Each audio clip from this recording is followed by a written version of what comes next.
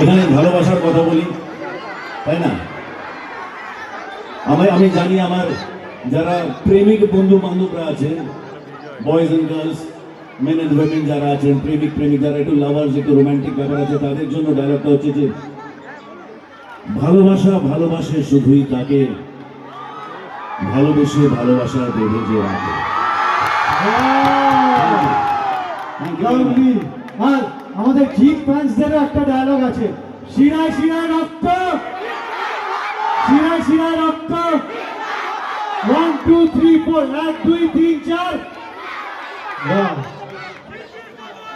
হ্যাঁ, আর এবার ওটা গান শুনবো তো?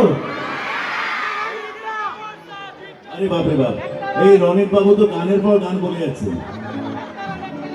একটা গান, আচ্ছা আমি দুটো গান গাইবো,